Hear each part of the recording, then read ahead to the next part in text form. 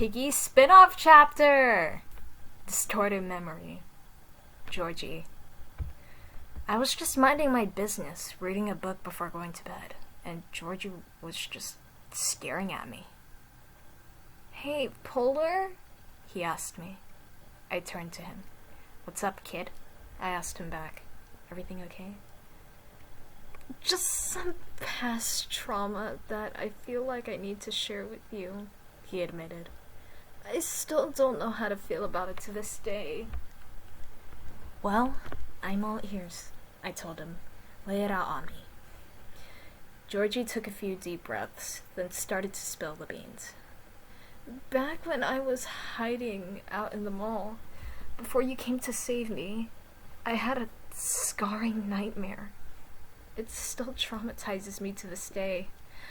I'm not sure if I can remember it well, but I think this is how it went. Before the infection, Penny and I were asleep, and I was having a nightmare. I awoke in a panic. I caught a big sigh of relief. Oh, what a nightmare," I said to myself, to Penny. "Penny, you awake?" No response. "Penny?" Still no response. I got out of bed to check on her, and she was not there. Where did she go? Now this did not feel right. I could only assume that she was up getting a snack, but if that were the case, it wouldn't take her long to get back in the room. I walked out of the bedroom to see a hole in the wall, and it did not seem like a normal crack in the house. The crack was an odd black color, and it had, like, a red vignette around it. I also opened up parts of the house which I didn't even know existed. I went to investigate what was going on. I walked through the portal, and I just felt a slight nerve shoot up my spine. This was weird, and something was definitely up.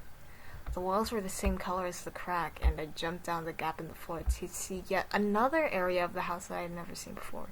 The concerning part was that there was a jail cell. What kind of weird mutant creatures are kept in here? I walked out, and it seemed that this section was connected to the dining room, and some rooms had weird messages spread across the walls. When I walked out of the kitchen, I almost fell down into the basement. There was a gigantic crack in the floor in the main room, just like all the rest. Call me crazy, but I think I just saw a pale floating Piggy holding a bat upstairs. Was that Penny? "Penny?" I shouted. "Is that you?"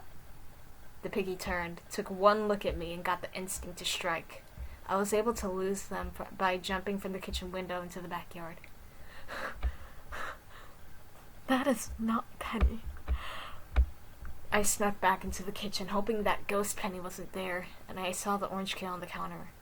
I got nervous, because the orange key is the key to the basement, and I can remember the stories Mom used to tell us about the monsters that lurked down there. Without making a sound, I went down into the basement to open what lies beneath the surface. Below was a few puddles of black goo, a plank, and a locked room with a gold key, and my toy robot! Since when did that get there? I just grabbed the plank and got out of there, but when I was going back down there to get my toy back. Sorry.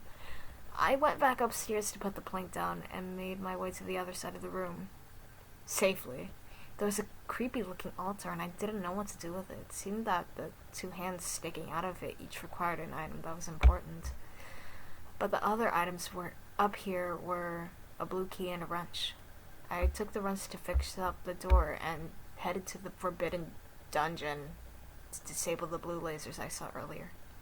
When turned off, I walked through to see a shelf, a message on the wall, and my toy dinosaur. It's been so long since I've last seen this toy. I had played with this thing 24/7 when I was younger.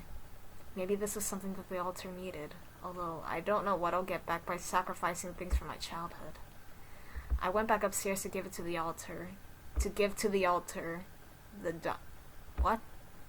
I went back upstairs to give the altar the dinosaur, and had a firm grasp on it. I must have accepted it. Now for the robot. I went to take the blue key and head to the backyard to open the shed. Inside was the green key and hammer, and more puddles of black goo. I first grabbed the hammer to take down the planks on the door, then jumped down into the basement and broke down the plank that was blocking the crawl space.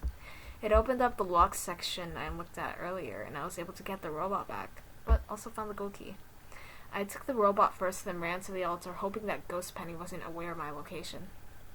Once I gave both the robot and the dinosaur, the hands lowered down into the coffin, and a hand rose up from the circular platform, handing me the white key. I took the white key, then got rid of the lock on the front door, then went to the backyard to get the green key. I jumped back through the kitchen window and unlocked the supply closet, revealing the red key.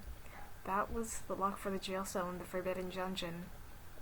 The cell door creaked open, as the only thing lying in there on the beds was the gold safe. I ran back into the basement to get the gold key and back upstairs to unlock the safe.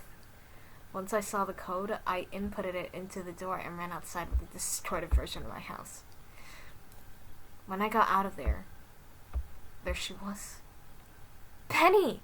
There you are!" I shouted. I was so happy to finally see her again, but she didn't turn around.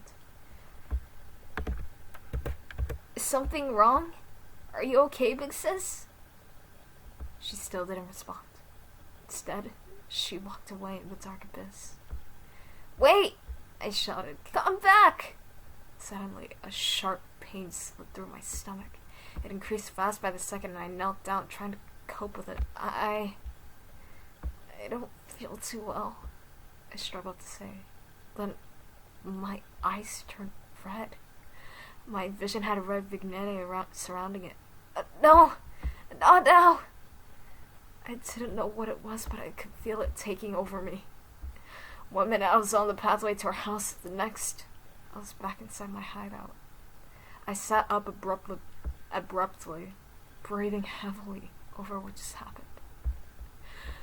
"I wanted to chase Penny down," Georgie said regretfully, "but I knew I was going to tire myself out in the process. Even though I still can't accept the facts, she's gone, and so are my parents. I wish we could go back to the way it was." He started to break down in tears. I hugged him as he cried into my cloak. "Georgie," I started, "you're not the only one. Pretty much everyone here in the safe place lost their parents. Some of us may have our siblings, but that doesn't mean we are better than others. Remember that you can turn to any of us if you're ever feeling lonely, okay?" He sat up and nodded. "Thank you," he said. "You sound just like my mom, always being there for me, and is prepared to help me in any situation." I slightly chuckled. "Kid, I'm glad. Even though you lost your real mom, it's really sweet you look up to me as another mother figure," I said to him. He smiled. I looked at the time. "It's best that we head to bed now, isn't it?" Georgie nodded. I hung my cloak in my closet, and Georgie put his hat on the nightstand. "Good night, Georgie. Sleep well, okay?" I asked him. "I will," he said. "Thank you again." And that's what we call lights out. I hear Grace whisper as she switches off the light switch in our room.